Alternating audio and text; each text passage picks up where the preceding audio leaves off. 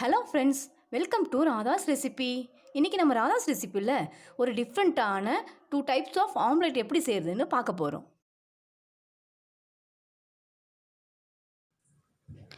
ஒரு பவுல் எடுத்து அதில் ஒரு முட்டையை நம்ம இப்போ உடச்சி ஊற்றிடுவோம். இதில் இது தேவையான உப்பை போட்டு நல்லா இதை அடிச்சு விடுங்க. இப்போ இதில் நம்ம ஒரு 3 ஸ்பூன் வெங்காயத்தை ஆட் பண்ணிக்கலாம்.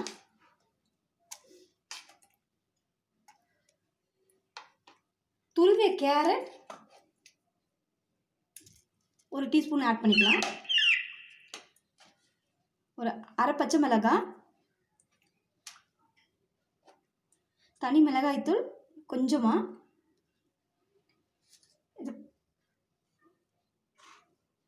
சீரகம் கொஞ்சமாக,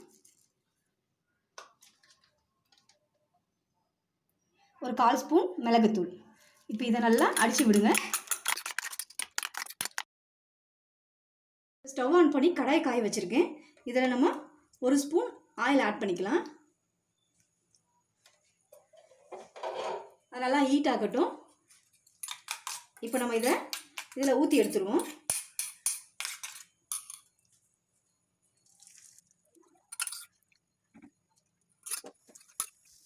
இப்போ இந்த கேரட்லாம் போட்டிருக்கிறதுனால குழந்தைங்களுக்குலாம் நல்லாயிருக்கும். இப்போ இதை திருப்பி போட்டுருவோம். இப்போ நம்ம திருப்பி போட்டுருவோம்.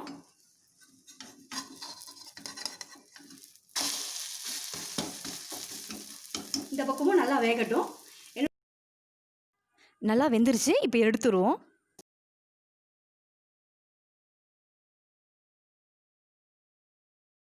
இப்போ நம்ம அடுத்த ஆம்லெட் செய்யறதை பார்த்துருவோம்.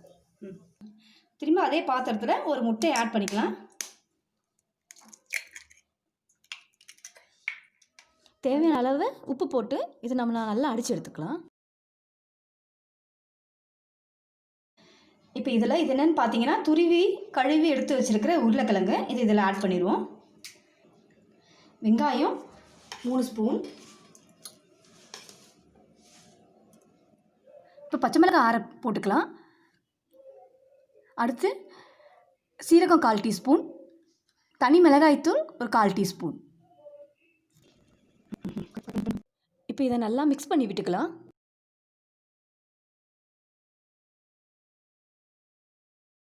பேனை நம்ம ஹீட் ஆகிடுச்சு. இப்போது நான் ஆயில் விட்டுக்கிறேன்.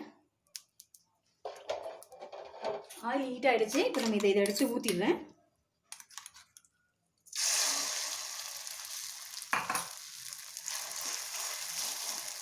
நல்லா இந்த உருளைக்கிழங்குலாம் வேகட்டும். சிம்மில் வச்சுருங்க. இப்போ இது இந்த பக்கம் ஃபுல்லாக வெந்துருச்சு. இப்போ நம்ம இதை திருப்பி போட்டுருவோம்.